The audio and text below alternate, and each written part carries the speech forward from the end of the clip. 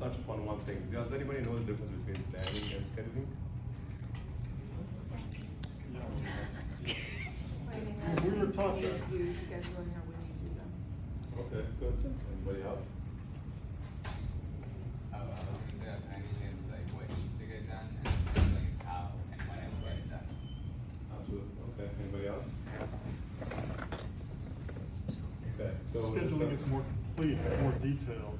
It's a numbers assigned to everything and all your resources are laid out. Everything is mapped out very clearly, whereas planning is a more general.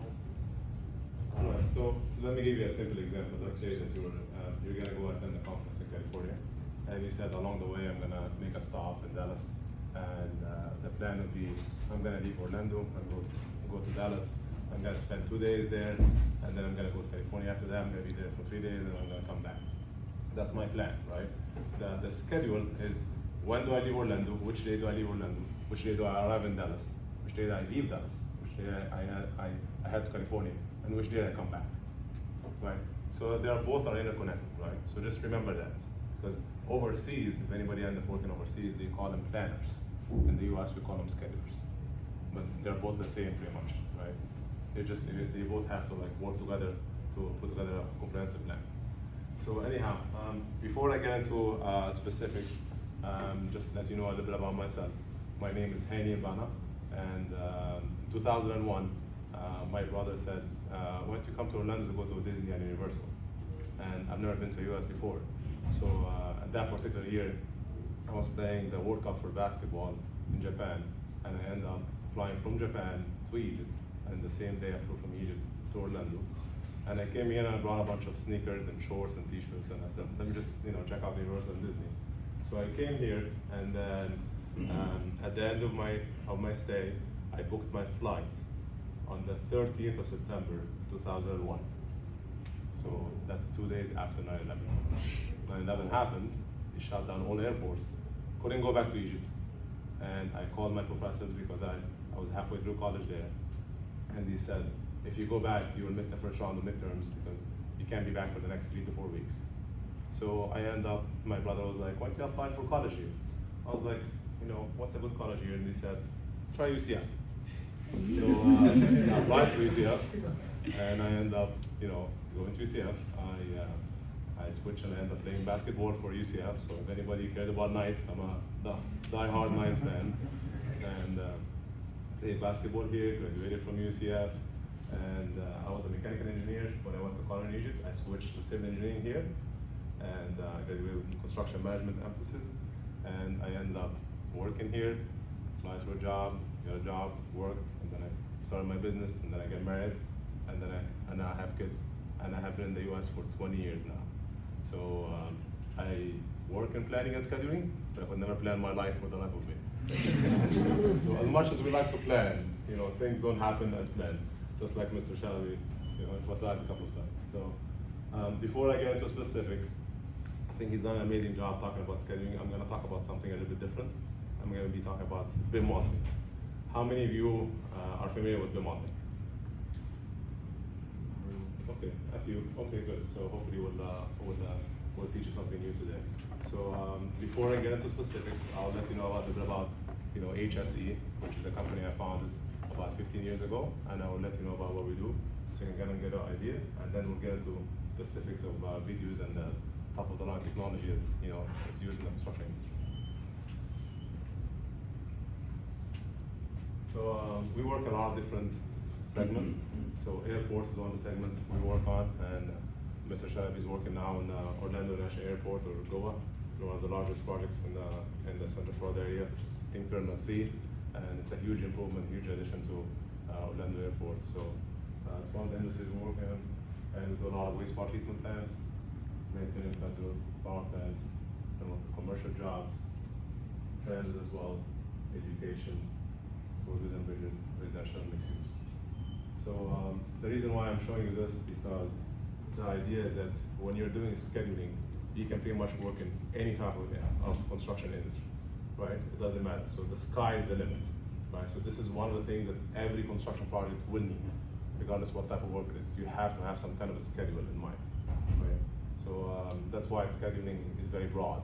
it's like civil engineering. Civil engineering is the broadest field of engineering, unlike electrical or mechanical, it's more specific. So we have offices throughout the U.S. and we strategically pick those offices because that's basically where the work is, right? So we're trying to spread our people to be able to cover as many areas as possible. So let me know a little bit about the services we offer. So we offer estimating and scheduling and cost and resource loading. I'll get to that in a second. And risk analysis and time impact analysis, which is claims, which is basically a lot of things that Karim was talking about here. And we also provide training and BIM modeling. So that's a topic for today. I'm going to give you examples of projects that we worked on, and this is kind of like a pie chart to tell you like the different kind of projects that does require scheduling more than others. It's a study we've done over 15 years of work on over 3,000 different projects. So those are the type of projects that use more scheduling than others. And pretty much every company and every owner does use scheduling, right? So you name it, whether it's government agency, whether it's a large contractor where you see their names and their logos everywhere, or whether it's a small mom and pop shop, that they basically just created a small contractor company, they still are obligated to provide a schedule because owners will enforce them to put together a schedule because that's what the specs require for. So if it's a large company or a small company, they still are obligated to provide a schedule. Some companies will do it in-house, and some companies will provide will request services from a third-party independent consultant.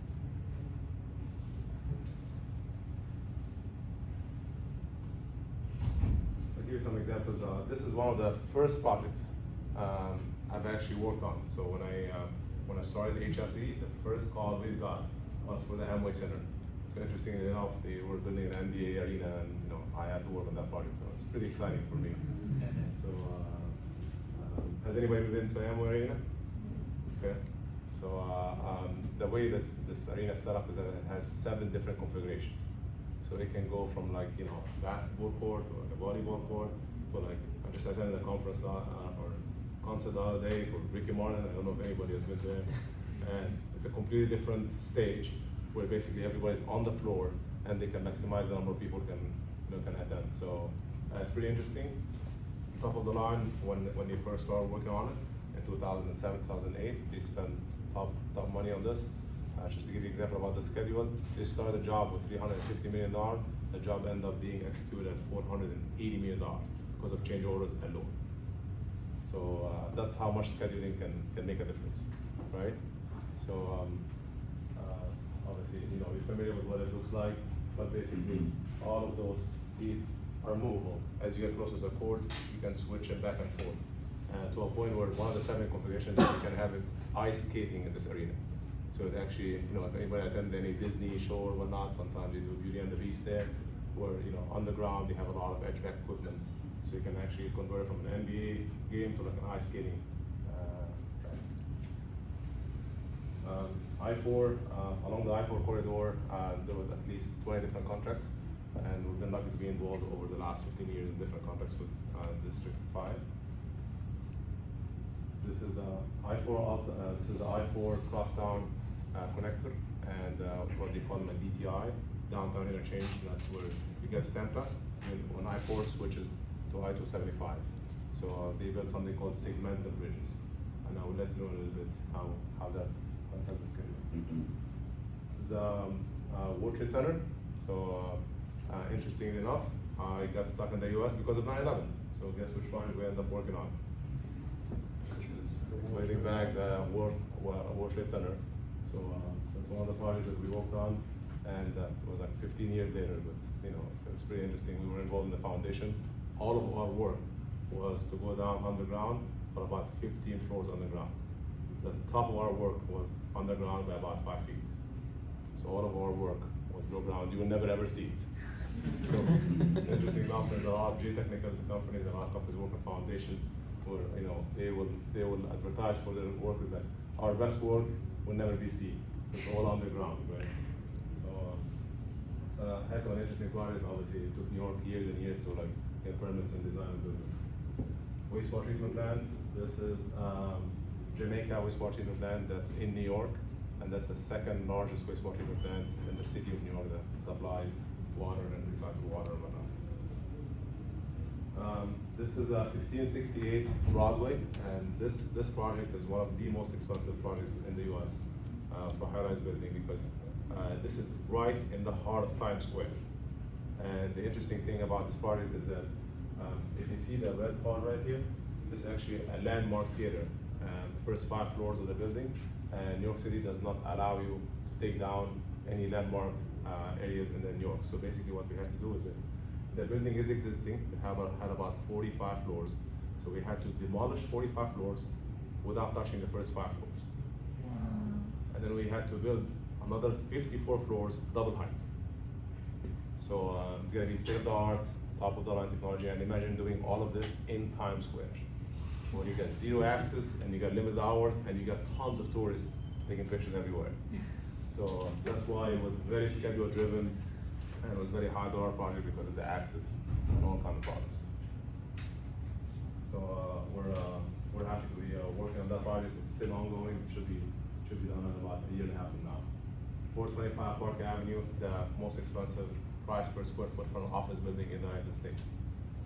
Again, it's in the middle of Park Avenue. Park Avenue is one of the oldest streets in the U.S. They don't have any space for new buildings, so basically when a developer comes and wants to build something cool, he takes an existing building, he demolishes it, and they build a new one. And you can imagine how much money that takes. So in New York City, in order for you to do that, you have to retain 25% of the existing slab. So you don't demolish an entire building, you demolish a floor and skip a floor. Demolish a floor and skip a floor.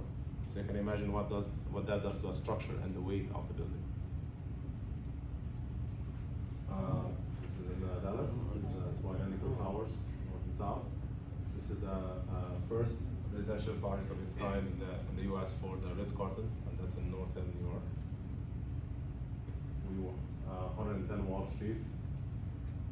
And if anybody goes to Miami, they've been to a shore club in Miami. It's one of our projects where we did a lot of renovation there. So, and this is in Haiti. Has anybody been in the Caribbean before? Okay. So this project in Haiti is a GWA Holographic collection. That's one of the signature hotels, and that's way in the ocean.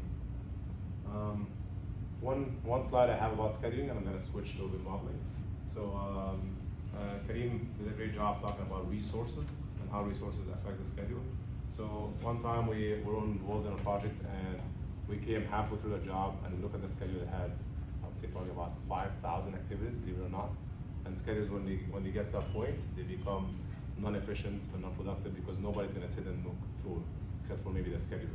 But the project team doesn't really understand it. So it usually is a manager job to try to simplify this huge schedule into one-page summary that everybody can relate to. So we got involved, and then they said, well, we don't have enough resources. So we were working on the owner side, which is the New York City DEP, Department of Environmental Protection. And they said, well, the contractor said that they don't have enough resources. So we took the contractor schedule, and this is the schedule that came from the contractor, and those are the resources pulled from their schedule, which is basically that on every activity they would say, we need 5 guys in activity A, we need 10 guys in activity B, we need 3 guys in activity C. So we run the schedule, and then we come up with those graphs, which is called the resource profile graph. And then we figure out just the average men per day. This particular case, average was 83 men per day, and the peak was 117 men per day. I don't know if the font is too small or you guys can see. But those basically, we took a quarter. It was the next quarter from where we were at that point, and we looked at that quarter and see how many men per day were supposed to be on the job site, average and peak, right? And that's usually how we manage a job. You look at the average and you look at the peak. And then we walked the job site one day after another, 1 week after another, for about a month. And then we did what we call observed actual manpower. We basically counted how many people. We go out there at different times of the day, we look at the daily reports, and we counted how many people. And we basically noticed the difference between how many people were on the job site versus how many people were scheduled to be on the job site. And no wonder why the schedule is behind. So back to Karim's point about how delays happen, a lot of times contractors would say, we're gonna have 100 people on the job site, but they end up having 70. And then they finish late and they ask the owner for money. So that's where one of the ways you can counter that claim and look for concurrent delays and say, hey, you were not productive enough. You have a question? I thought you were raising your hand. Feel free to interrupt me at any point, by the way. So that's the only slide I wanted to mention about the scheduling. Now we're going to talk about BIM modeling. So BIM modeling is simply taking a 2D